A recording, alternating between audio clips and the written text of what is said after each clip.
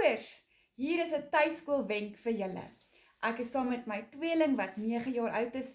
Dis die einde van die jaar en alles moeg om te skryf. Maybe is jou kind nie lus om lang sinnetjies te skryf nie. Kry vir julle jou ou slimmie se lawwe sinne. Kyk hoe oulik is dit. Dis nou op afslag vir November, Black Friday, net R2.75. Wat? Spotgoedkoop bargain. En nou kan julle sinnetjies uitpak. Ons begin met hierdie, Michaela.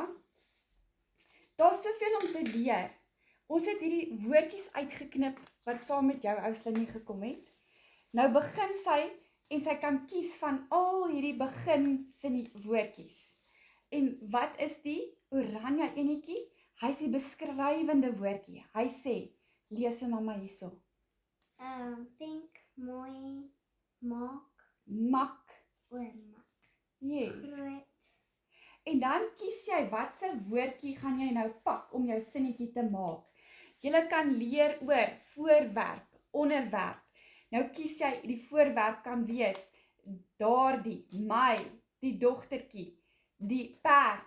En dan kan jy die werkwoord soek. Al die werkwoorde is groen. Nou kan sy hier deurgaan. Wat is hierdie woordjie? hop, Nou kan sy kies. Gaan die perd hop? Gaan die hasie hop? En dan besluit sy of gaan dit lees. En dis lawwe sinne, so jy kan snaaks wees. Jy kan laf wees. Onthou ouers, gebruik jou sin van humor. Gebruik veral met seentjies. Julle mag toiletwoordjies gebruik. En julle kan dit snaaks maak. Kruip. Hierso is 'n voorbeeld van Nivea. Nivea het gister hierdie sinnetjies geskryf.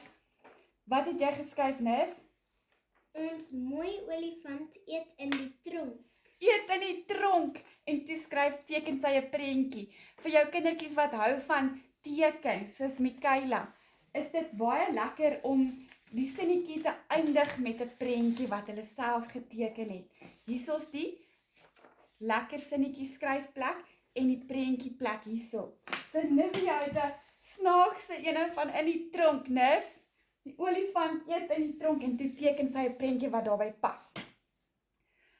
As jou kind glad nie wil skryf nie, gee hulle bietjie af. Gee hulle laat kans om uit te pak. Twinkle het ook woordjies wat jy kan aflaai. Twinkle. En dan knip dit uit en pak dit uit. Hulle hoef nie altyd te skryf nie, mamas. Hulle kan leer met sinsbou, die orde van 'n sin. En dit kan buite wees. Jy kan uitpak op 'n ander plek plaas van by die lesenaar. So hierso is 'n nuwe snaakse sinnetjie wat hulle bou. Wat het julle gedoen? Daardie pink padda gegil op die traktor. Die pink padda giggel op die traktor. Dis nou snaaks.